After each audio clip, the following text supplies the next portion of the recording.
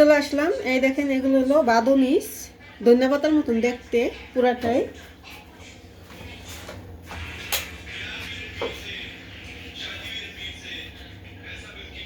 এটা হলো ধনিয়া পাতার মতন দেখতে পুরাটাই, কিন্তু এটার নাম হলো, আরবিতে বলে বাদনিস, বাংলাদেশে কি নাম বলে জানি না। বাংলাদেশে এখন চাষ করে। এটা খাইতে হলো অনেক তিতা লাগে, কিন্তু রান্না করব মেথি শাকের মতন করে। এটা কাটতে হবে ঝুরি ঝুরি করে, কলই শাকের মতন করে। এখন আমি কাইটে নেব। আগে বাইসা সুন্দর করে ধুইয়া পরিষ্কার করে এরকম আটি বানতে হয়।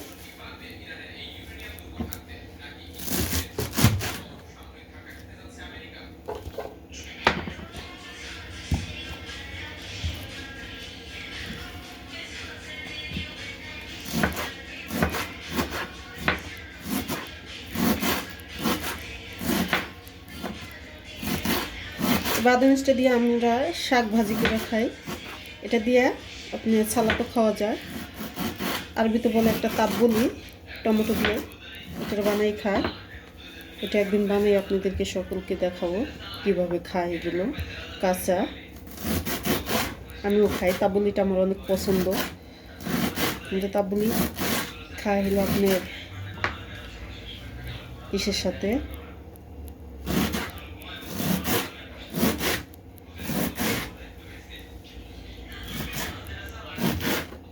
ক্যাপসির সাথে।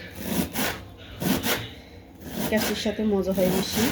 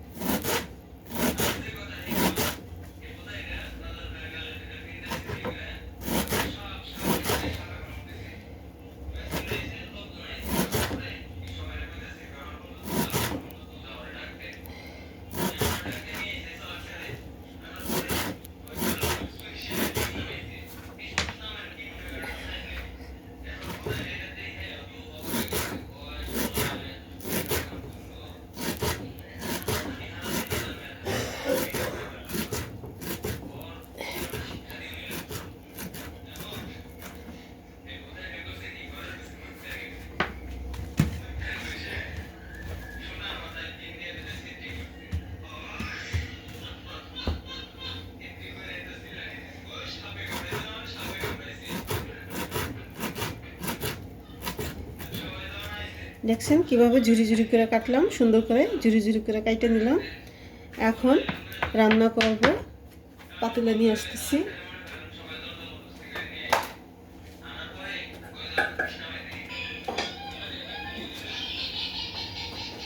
এখন এই পাতিলের মধ্যে করে দিয়ে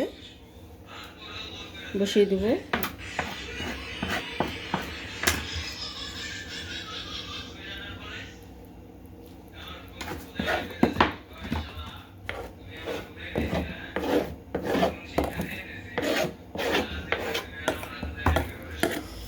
দিয়ে দিচ্ছি, দেখেন এই যে পেঁয়াজগুলো মোটা মোটা করে কাটছি আমি মেথি শাকের মতন করে। শাকটা যেহেতু শুকনা, তাই পেঁয়াজগুলো এইভাবে দিয়ে দিতে হবে।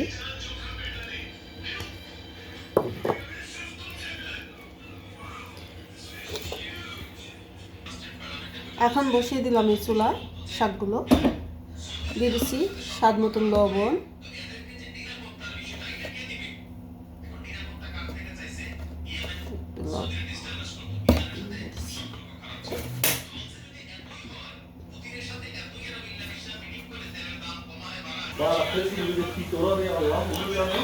এখন দিয়ে দিলাম মরিচগুলো। রান্না কত সময় লাগে না?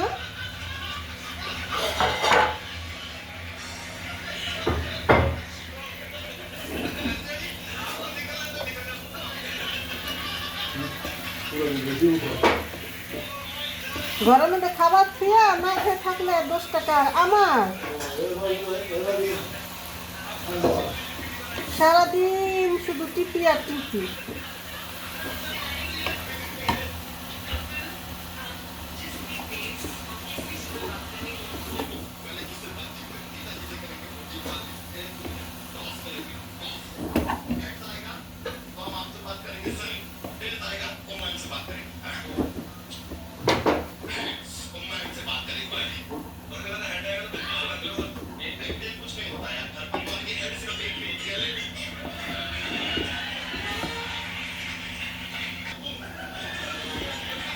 শাকগুলো আমার সিদ্ধ হয়ে গেছে, এখন আমি ফোড়ন দিয়ে দেবো। ফোড়নে কড়াই রসুন দেবো,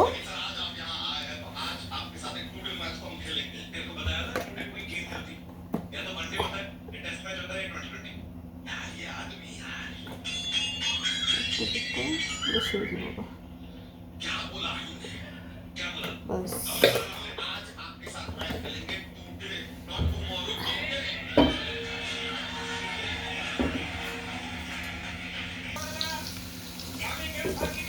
ফোড়নগুলো দিয়ে দেবো। আগে মরিচগুলো আমার ভাজা ছিল, এই মরিচগুলো এটার মধ্যে দিয়ে দেবো।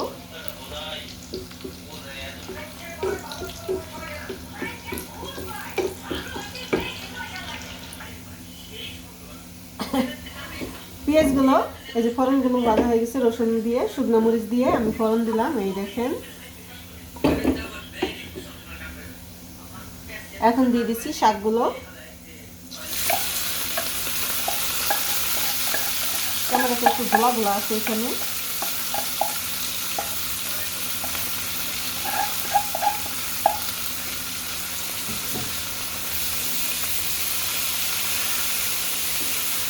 রান্না করতে বেশি একটা সময় লাগে না,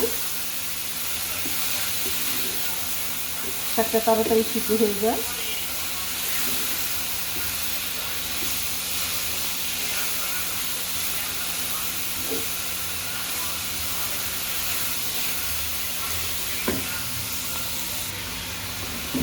মাশাআল্লাহ, শাকটা আমার রান্না হয়ে গেছে, কালারটা সুন্দর আসছে অনেক।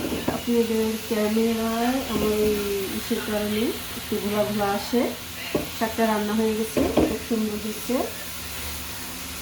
শাকটা রান্না কেমন হলো, আসলে এই শাকটা রান্না করে খেয়ে না দেখলে বুঝতে পারবেন না শাকটা কতটা মজা আর কীরকম।